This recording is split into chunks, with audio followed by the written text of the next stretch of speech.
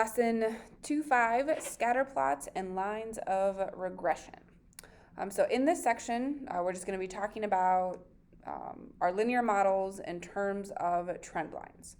So when I say linear model, we're just talking about our normal equation of y equals mx plus b. We are going to be working with a scatter plot. So that's just referring to the data points that are graphed.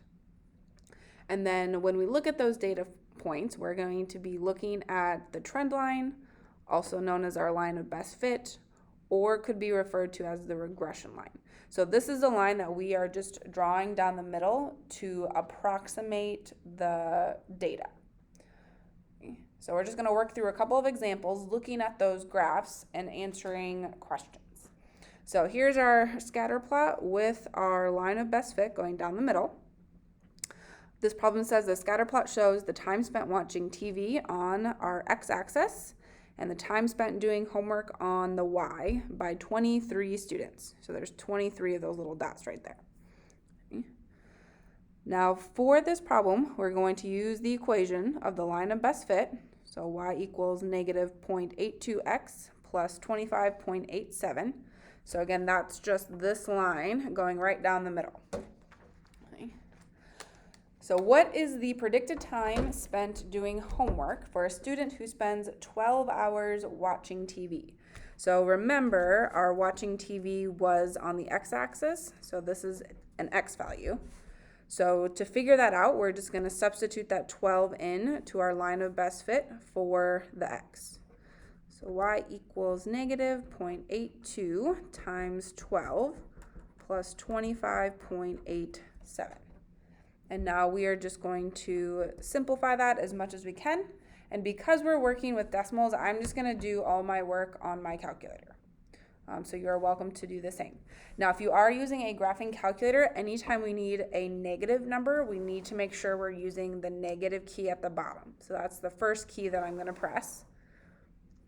After I turn my calculator on. So negative. And then we need, 0.82 times 12. So here you can use your multiplication key or you can use the parenthesis keys around it. It means the same thing. And then plus 25.87.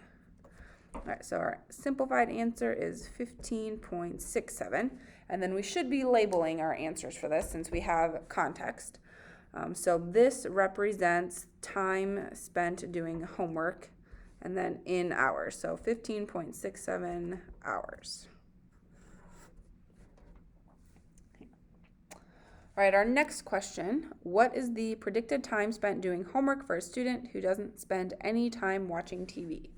So if we're not spending any time watching TV, again, that means that we're going to substitute a number into the x, and 0 represents nothing.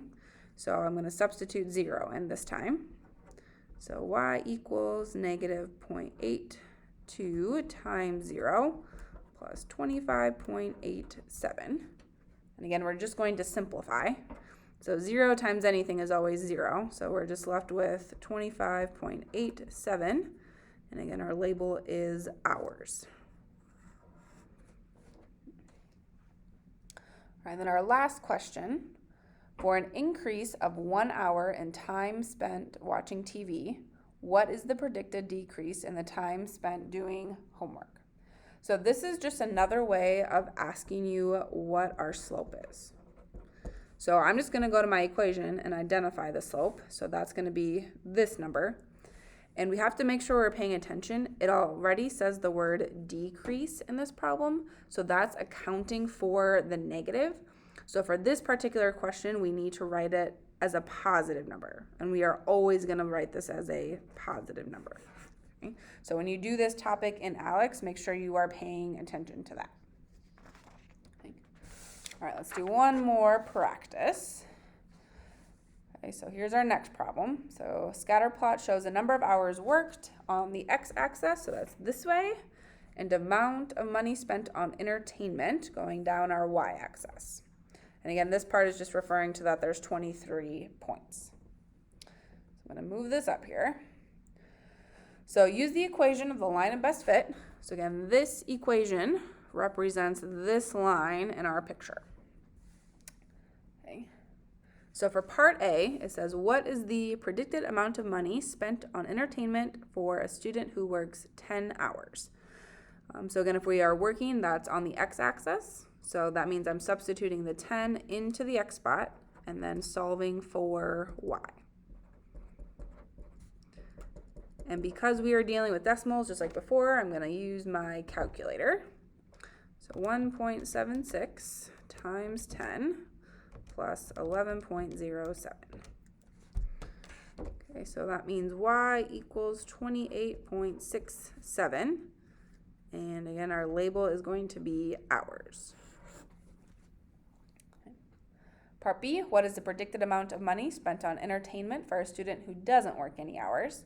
So if we're not working any hours, that means that we've worked 0 hours, and working again is along our x-axis. So I'm going to substitute 0 into the x this time. And then we would simplify, so 0 times anything is always 0, so I'm left with that 11.07. And again, our label is going to be hours. And the last part of this problem, for an increase of 1 hour in the time worked, what is the predicted increase in the amount of money spent on entertainment? So again, we are being asked to compare things. So in this context, it's just asking you what is the slope. So looking at my equation, the slope is the coefficient with the x. So it's going to be that 1.76. And that's all we're going to need to do for these kind of problems.